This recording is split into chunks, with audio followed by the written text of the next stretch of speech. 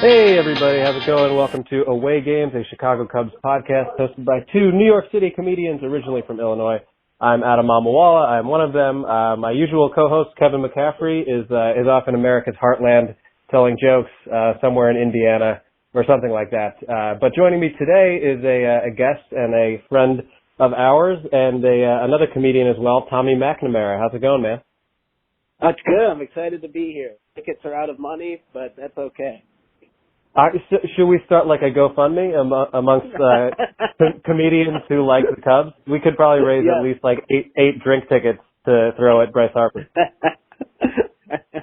Yeah, I love that announcement. Just we don't have any cash. Like, okay, good press conference. Yeah, I always find it super relatable when billionaires tell me how poor they are. They do. The Ricketts do go to the same parish as my family, so I have to. Do they actually? Yeah, they do in Wilmette. Yeah, I think. Oh my God! Can you arrange for your for at the next mass for them to bring out the sad violin for the Ricketts family? Yeah, they should pray for us. You're right.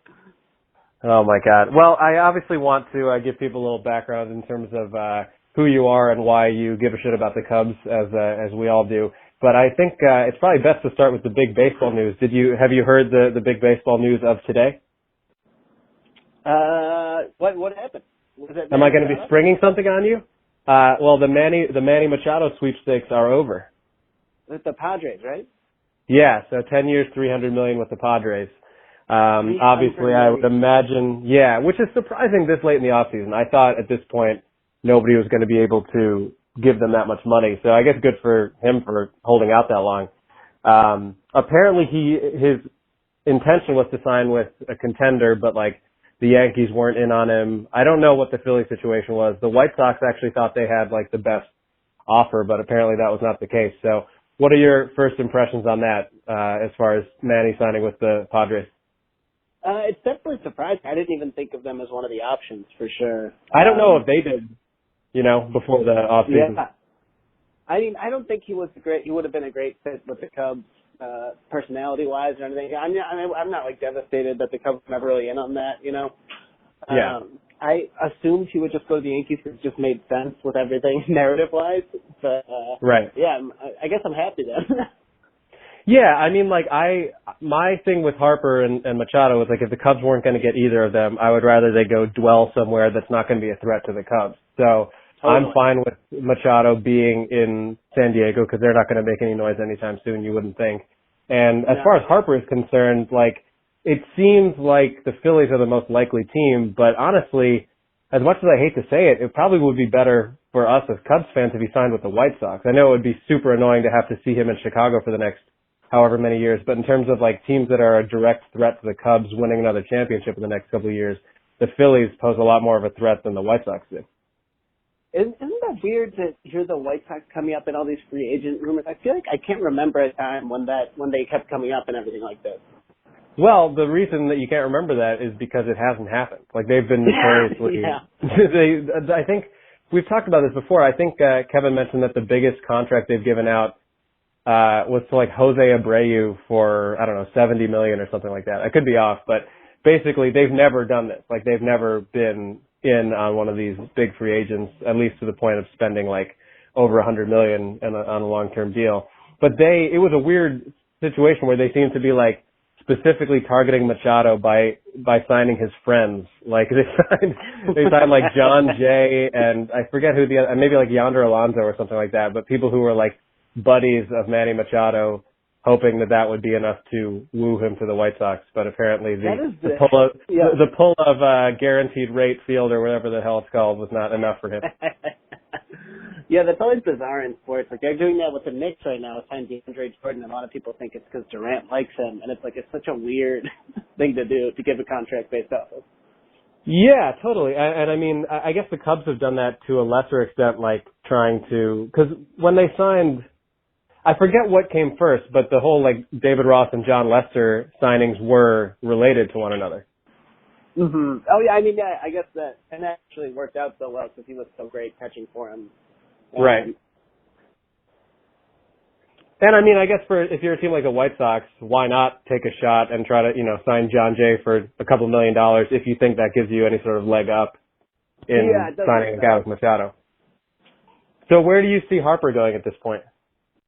Yeah, I think Phillies is how it feels, and I love to quote.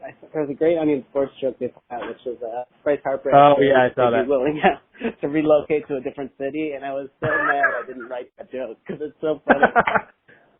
No, yeah, that's pretty good. Yeah, I wish the Cubs had gone after either of them. I mean, I'm sure you probably feel the same way, and I think most Cubs fans at this point are. At this point, it's like old news that Cubs fans are annoyed and feeling a little pissed off that the Ricketts were not willing to spend more money. If anything, the Machado signing, if the Cubs even considered it, it would have just been a way to ensure that Addison Russell doesn't play for the Cubs anymore, but clearly that's not the case. Yeah. Did you see that? I mean, sorry, go ahead. I was going to say, I definitely fell for all the, Harper and Brian both being from Vegas and being right. friends. Like for years I was like, oh, it's going to happen. And then just, now it seems like we're just standing pat, which, I still love the team, but it's kind of scary when the Cardinals got way better and the Brewers really good. I don't know. Just makes me nervous. Yeah. Having to face Paul Goldschmidt 20 times a year is not something that I am looking forward to. Exactly. Yeah.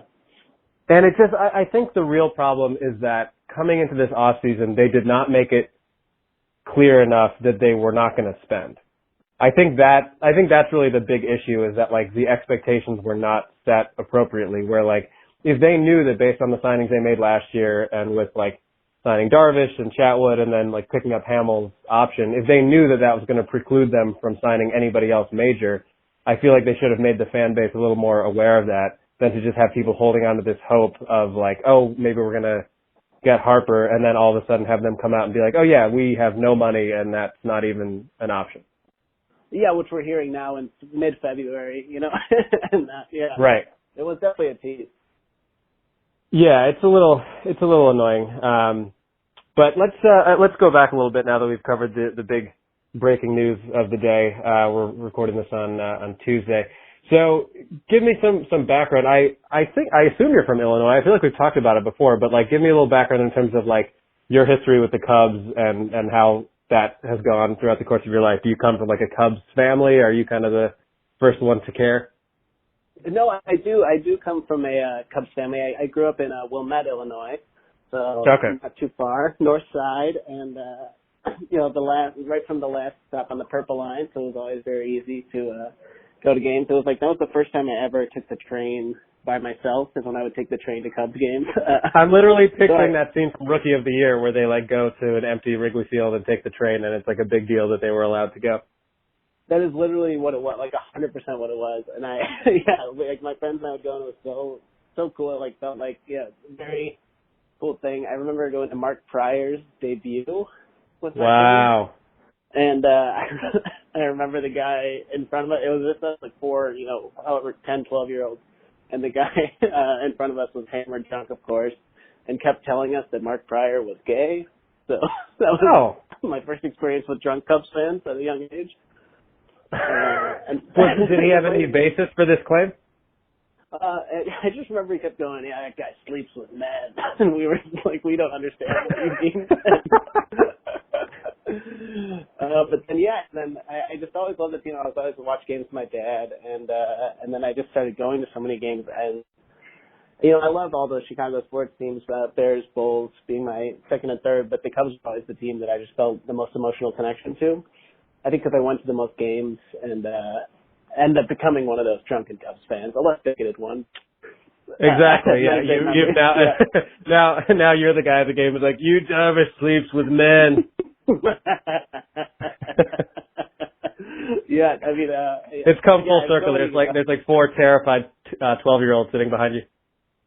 Yeah, exactly. I went, and then that was the saddest part about leaving Chicago for me, was not being able to go to as many games.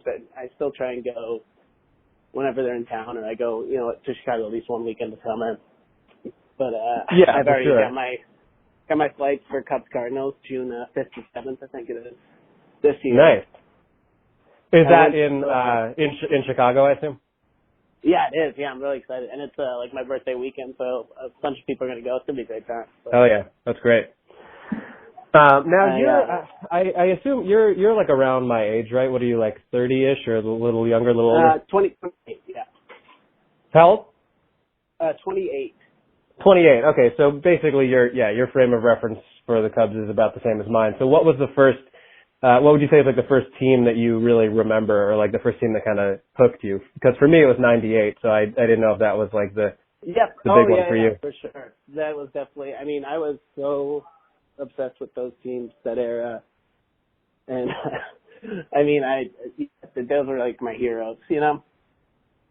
Oh yeah, and it's like it's almost like a first love, you know what I mean? Like any of those teams that you grow up with that are like the first team that you really care about, you have this sense of like, man, when these guys are gone, like I don't know if I'm even going to be able to like care as much or like ever love a team as much as I love this team. Totally. And obviously that has proven to be true because I think we all love the 2016 team more than any other team probably ever. But I mean that like Sosa, Mark Grace team was, I think that got a lot of people involved. Sure. Yeah, speaking of someone who gets drunk at Cubs games, Mark Grace. Oh my God. Yeah, it's like, and just like being a kid, you just, I think it wasn't until like '03 that you got the other side of Cubs fandom, like truly, the depression part of it, you know? Like, like there was something so, and it was also before steroid revelations when, like, liking Sammy Sosa is such a pure, like, this is my hero, this is the guy, you know? Yeah. Yeah, totally. And I think for anybody who's like around our age, '03 was our official inauguration into like, oh yeah, this is going to be really horrible. 100%. Yeah. I don't know why it always sticks out to me, but I was, I was a teenager and I was really into the Smashing Pumpkins. I remember Billy Corgan sang the stretch in one of those games. And I'll just always remember him going like, "Let's get some runs," and then them. Wait, who is this? Louis Anderson? No, Billy Corgan. I didn't even hear who you said, but then based on the impression, I was like, that's got to be Louis Anderson. Number one, is it up there? Oh man, Billy Corgan, what a weirdo. Yeah, and that whole era was definitely tough. Do you have like an in-person moment of like something horrible happening when you were at a game that was traumatic as a fan? I mean, the first thing that comes to mind is I went to the 2015 NLCS in New York right after I moved. And, at least it was freezing cold. I did not have a lot of money and I just moved to New York, so it was really like, this is basically my savings I'm spending to buy tickets to this game. And it was like, okay, I'm going to go to the one Arrieta pitches because I know for sure that they'll get that one. And then he gave up 3 in the first. And I realized, like, oh my God, this is going to be miserable. And it was just a terrible game. And it was just such Were you at least with any other Cubs fans, or were you, like, there alone getting heckled by Mets fans? So my sister came up from college in Massachusetts. I bought her ticket, too. So I really spent, like, all the money I had. And then it was just like, it was just kind of a miserable night, which was supposed to be a really awesome night. But, it all was fine next year. Did you get to go to any of the other playoff games over the last couple of years? No, that was the only playoff game I've been to. Yeah, I might be bad luck also, so I try and stay away from them. Yeah, I've been pretty fortunate lately. Oh man, I last year I was 9-0 in person at regular season games. Yeah, I did better in Chicago, but my friends literally joke about it in our group text where they're like, Tommy, you can't go see the Cubs play because they always lose when you're there. Well, I mean, I think the funny thing about it is, like, if you're going now and the Cubs are losing, then yeah, it might be you. But like, I think all of us kind of grew up feeling like, oh man, like they lose every time I go. And then you look back and you're like, oh no, they just lost most of the time in general. It didn't matter who was there. Yeah. Right, exactly. You're going to statistically see more losses than wins when your team loses 80% of their games. Oh man, I just had I remember I used to go a lot during the Soriano era, and my friend had really good season tickets. His family did. He was a teenager. He wasn't paying for them, but we would always go, and we just always used to make fun of Soriano because Soriano would always be so excited, like waving to all the hot girls in the crowd. He was like the life of the party, and then he was he would never do well when you needed him to. And it's like, man, he just does not have that competitive streak at all. It's so weird because I have such mixed feelings about Soriano because he had his moments for the Cubs for sure, and from everything I ever heard, he was like a very good teammate. But I feel like that was just such a weird era for the Cubs where like even in '07 and '08, when I really think about like what the identity of those teams were, it's hard to really put your finger on it in the way that like the, early 2000s teams or obviously recent teams have had such a very like specific identity, Oh, totally. Yeah, and he was definitely a fun guy to root for. It just like he never, really brought it home in that way. Yeah. So as far as like current stuff is concerned, what is your mindset going into this season? Are you feeling optimistic? Do you feel like the window is starting to close, or there's just like too many other good teams? What is your level of confidence going into this year? I mean, I don't feel as pessimistic as I think a lot of the fan base is right now. I'm definitely nervous. Mostly, as I said, with the Brewers being as good as they are and the Cardinals getting way better, and to a lesser extent the Reds making some moves. And I don't know. I just hope they can, as long as they can get into the playoffs, I still think they can beat anybody. It's just they just need to make sure that they don't, have a terrible stretch like they did at the end of last year and just have no momentum going in. Yeah, and I mean, to be fair, I think that's a lot of what people have talked about in terms of like them, leading the division all year for the most part, and then I guess people like to describe it as like blowing it at the end, but the Brewers were so hot that they didn't give the Cubs any room to breathe. I mean, the Brewers, I think, won their last 8 or 9 regular season games, so pretty much the Cubs had no margin for error. Yeah, I mean, and Christian Yelich had a month that that's probably one of the best months that an offensive player has had in the past, few decades of baseball. So it's so easy to look back at last year and be annoyed that the Cubs lost those 2, the one game playoff or divisional playoff game, and then obviously well, that for sure. I mean, the one game wild card is super annoying after you played that many games, but it's easy to forget that if the Cubs had just kept a one game lead, they would have gone into the playoffs as the number 1 seed through the entire playoffs in the NL. And who knows what would have happened. I mean, I feel like they would have had at least a good shot to make it to the NLCS. I mean, we've shown we can beat the Dodgers, and, it's, right. Well, and it was one of those weird years where, it actually, the Dodgers finishing with the second best record in the NL actually was a huge benefit for them because they got to face a very inexperienced Braves team. There is no doubt in my mind that if the Cubs had faced that Braves team in the playoffs last year, the Cubs were going to win that series. Total. Yeah. So just kind of luck of the draw sort of thing. But as far as the few moves the Cubs have made this offseason, do you have any strong opinions about them, about Brad Brock or Descalso or any of these guys? I don't. I mean, I think the big hope is that Darvish has an amazing comeback year, and that could really swing things for them in a big way. Yeah, I think, if Darvish just even is available to pitch and can pitch a full season, and is even close to the average that he's been in his career, I think that's a huge boost. I'm not really banking on Chatwood having figured anything out. But anything you get from him, I guess, is a plus when at this point we're expecting literally nothing. Frankly, it's hard to even keep him on the roster, but you're paying him that much money, so I'm sure they're going to find a place for him in the bullpen and maybe try to let him figure some stuff out in blowout games. But, I mean, I just keep feeling if, I don't know when else can you use him really? Yeah, no, it's a tough time. I mean, that's when I was looking at down the roster today, and it's God, some of this money seems very misplaced. Yeah, I mean, that went about as badly as anybody could have. I don't even think it would be possible to expect something to go as badly as that signing went. So it's not ideal. But yeah, if you get a season out of Darvish where he's healthy and if KB is able to come back and have a good year, I'm not expecting 100 wins, but I think 91 or 92 wins is going to be enough to win that division because it's going to be very competitive.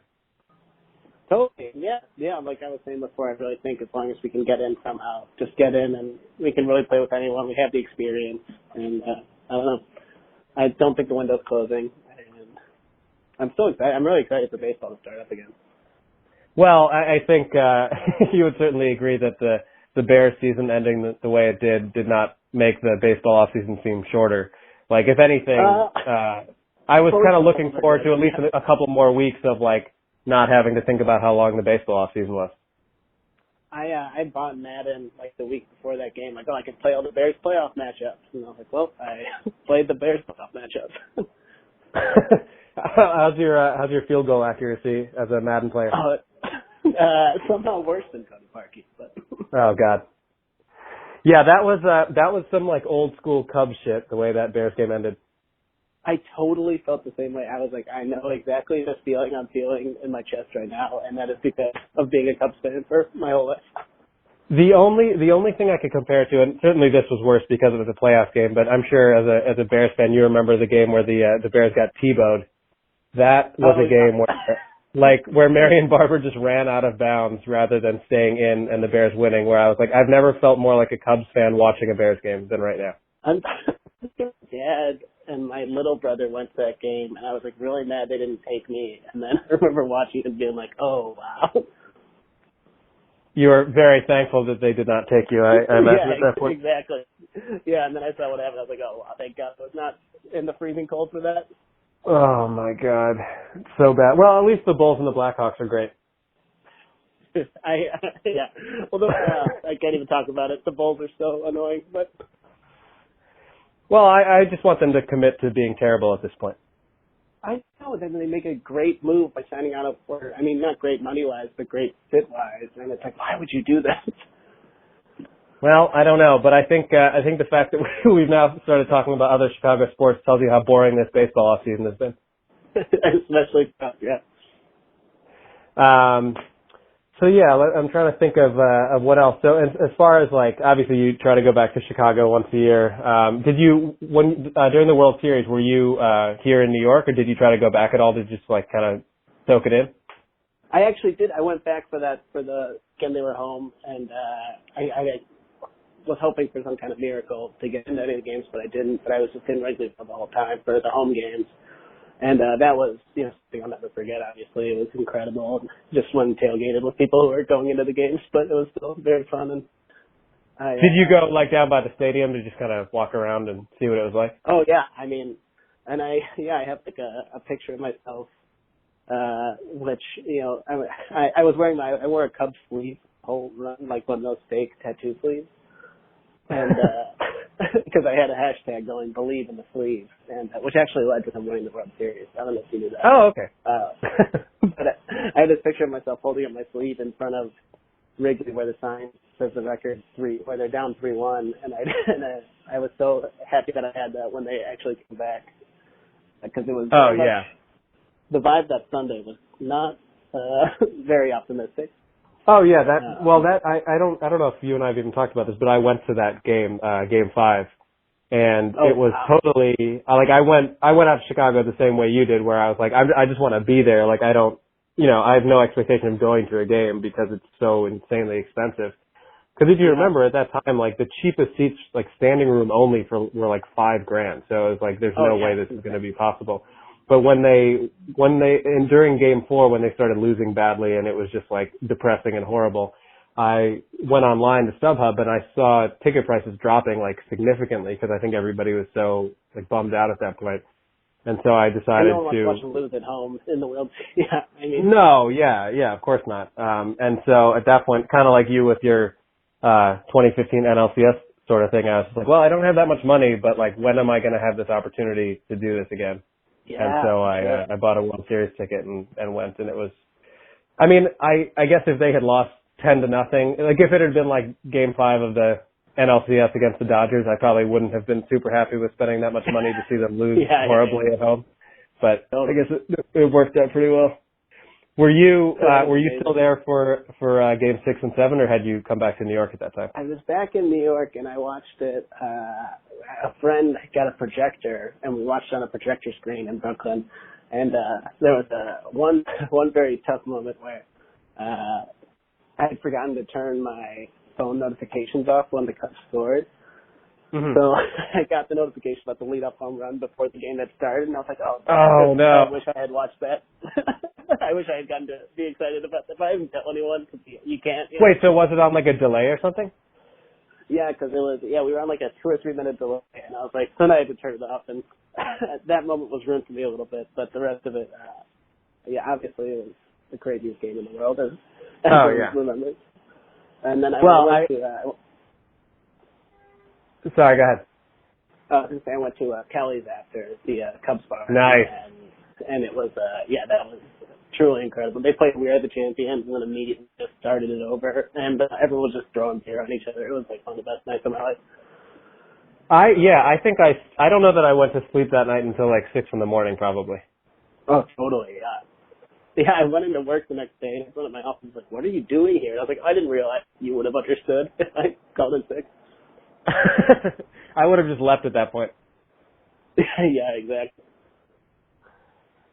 That's so funny. Anytime I think about that game, I always am like, man, if they had lost that way, I still wouldn't be over it.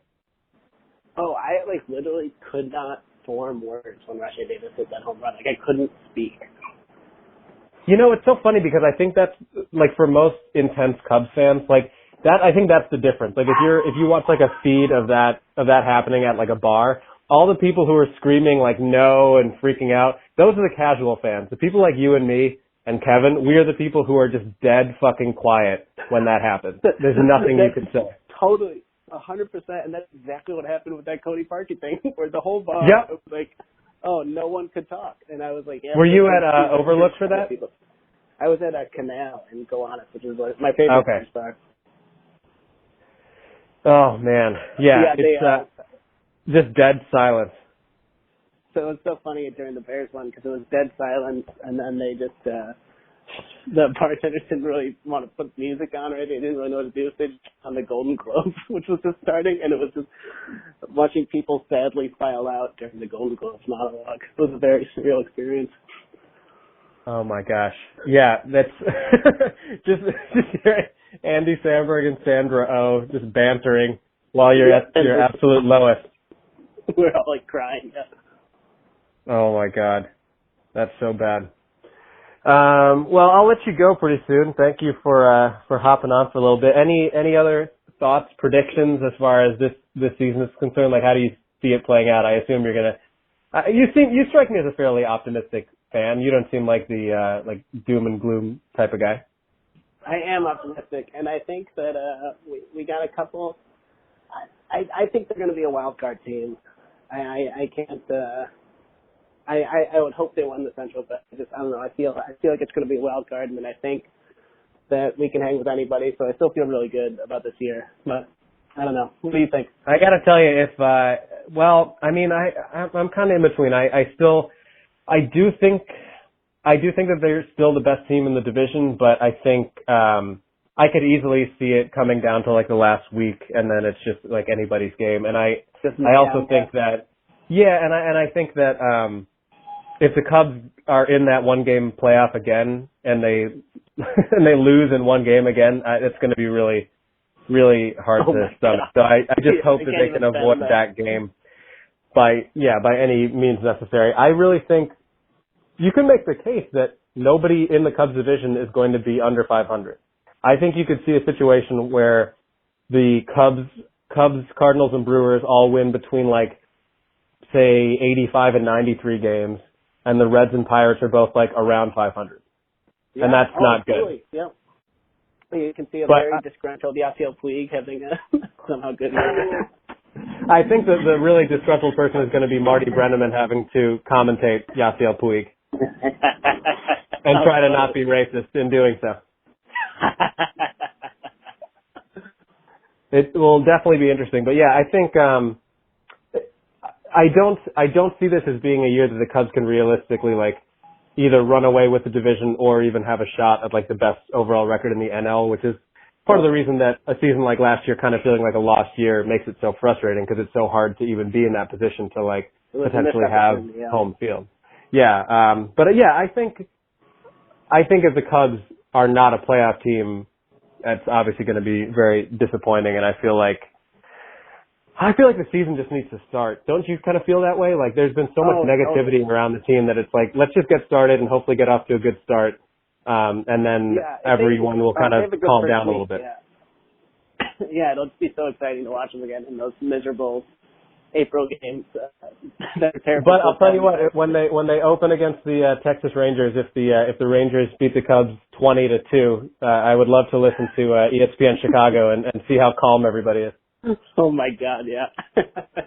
I will be firing Joe Madden mid-season. Oh man, yeah, that's an interesting thing too. But it's a weird situation where it's like Madden could easily be gone after this year, or if the Cubs somehow have this like magical year and get to the World Series or win it all, like he could just kind of stay for another however long he wants, basically. You know what I mean? Like it could be that sort of situation where he could be the Cubs like Greg Popovich and just be there for 15 years.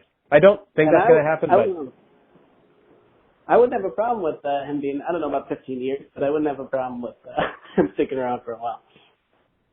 Yeah. No, definitely not. Last thing, and I don't want to end this on a negative note, but did you happen to see the Addison Russell press conference? No, I didn't. So it was very, to me it seemed like the most scripted thing ever, where it was like clearly his people had said like, these are your 3 acceptable answers and answer everything that way and in the same like robotic tone and do not give any other information.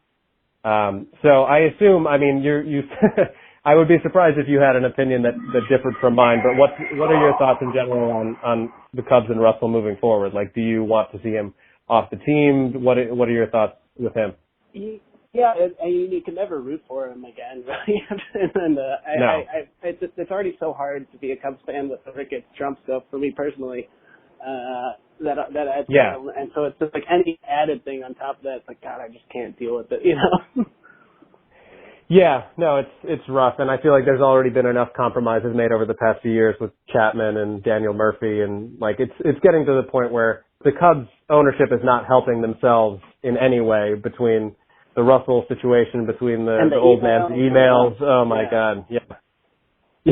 I feel anytime I start screaming about emails, I feel like I'm hosting a conservative talk show. But yeah, in this case, they are problematic. They are, yeah. So I don't know. I would hope that he doesn't play for the Cubs again, and I hope that we just start enjoying baseball soon. I hope so too. Well, thank you again for joining. Do you have anything that you would like to plug? I know you have a podcast as well. I don't know if you have any shows you want to promote for anybody who's in the area. What do you want to promote? Yeah, check out my podcast. It's called Stand By Your Band. It comes out every week. We talk about a different musician. And also I have a weekly show at Coney Island Baby in the East Village every Tuesday. Come check that out. Thanks so much, Adam. No problem. And where can people find you on the Soch? Oh, yeah. It is Tommy, McNam, Tommy McNamara on Twitter and Instagram. Sounds good. All right. Thank you very much. And go Cubbies.